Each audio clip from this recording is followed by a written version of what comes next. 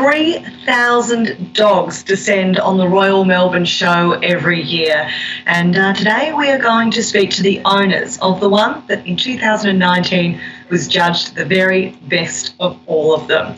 Joining us for celebrating the show online today is Ashlee Houlden, her partner Jarrod, and their beloved dog Sham.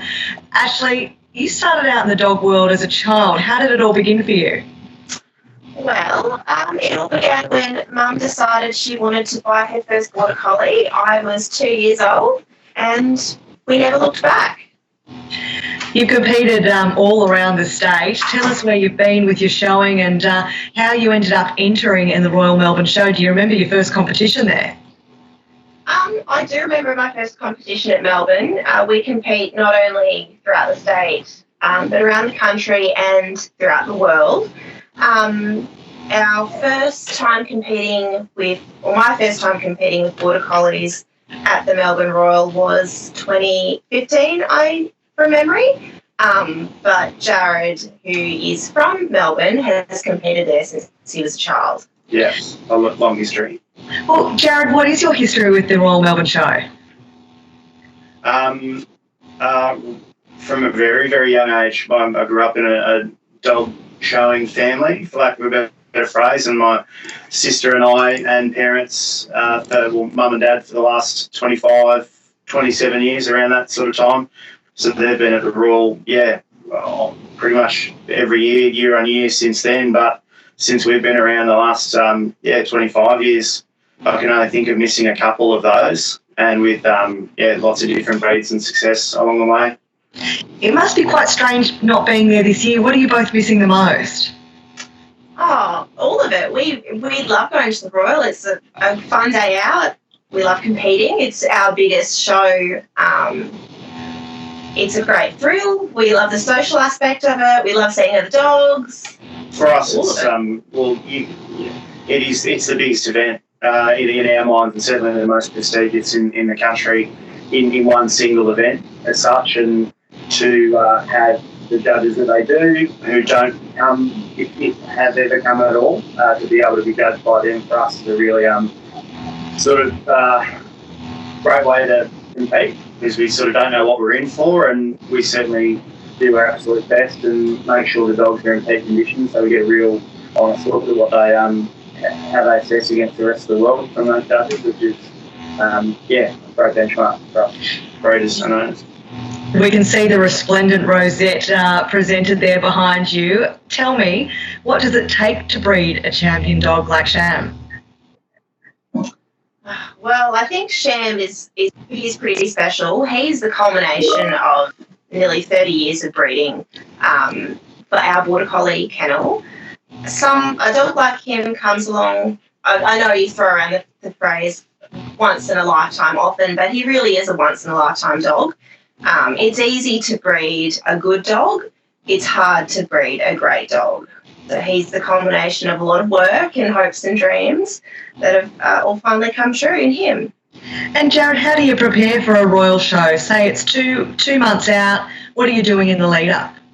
It's probably a touch longer than that for those that take it as seriously as they should. It's probably a 12-week minimum preparation for just that show. But for a dog like Sham, who had an extensive campaign, it was nearly 18 months of consistent work to get him fit. I mean, you think of a professional athlete or a model or whatnot, it's just not like a 3 to 12-week routine to get fit or look good. It's a lifestyle that takes place, and certainly I can't take credit for that. Ashlee, week in, week out, makes sure Sham gets absolutely everything amongst the rest of the kennel, what they need, and him in full tilt was 2 baths a week, trimming every week, running every day. It's strict diet, supplements, exercise. It's what you would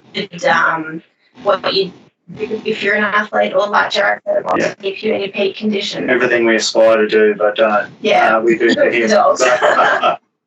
Well, dogs come first. I think all dog lovers understand that. Well, actually, that's quite interesting that you mentioned the amount of work that goes in the weeks in the lead up, because when you actually arrive at Royal Melbourne Show, it's not as though you just wander into the showgrounds and enter Best in Show.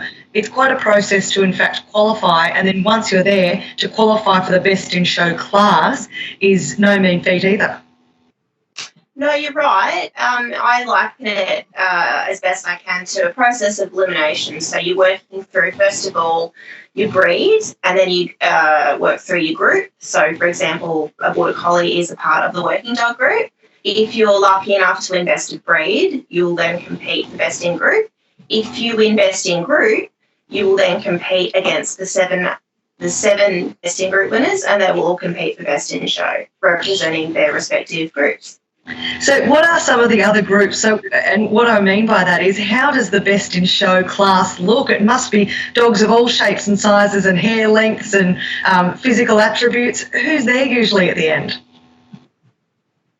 Well, you've got 7 groups. So you've got your toy group. So typically you might see a Pomeranian or a really small toy dog. Then we've got terriers. Gun dogs, so any of your retrievers, setters, sporting breeds, hounds, which is sight and scent hounds, your whippets, Afghans, bassets. The working group, which in most parts of the world is the herding group, so any of your utility, which is a lot of your natural utility and war breeds, boxes, stamoid side things that are used for a purpose, droving, things like that. And then you've got your non-sporting, which essentially your miscellaneous or uncategorised class in Australia is called non-sporting. So everything that's not sort of able to fit in another breed for another category. I've got 2 quick final questions for you both, and you can take one each if you like. The first one is, will we see you competing at the 2021 Royal Melbourne Show? And the second question is, I know Sham competes under the name Sham, but I hear he has a different nickname at home. I wonder if you'd dare to share that with us. Well, I'll jump in with the nickname because he hasn't got one, he's got many. Mr. Ham would probably be the most common nickname. And why is that? Others that, because it rhymes with Sham, Mr. Ham. pretty simple nicknaming process here. And as far as competing, well, yeah, if we look to compete every year. It's we don't compete in every show. We like to. Certainly the judges is a huge part of it for us. But at the same time, it depends what dogs are in condition. So I think each dog is in condition 100% of the time. I think is a bit of a unicorn prospect. But if all of the dogs are in great nick, they'll be ready to go. Well, Jarrod, Ashlee, and of course Sham, thank you so much for joining us today on Celebrating the Show Online. We are very much looking forward to seeing you at the Black Hawk Dog Pavilion next year, and hopefully see you take out a few more of those Best in Show rosettes in years to come.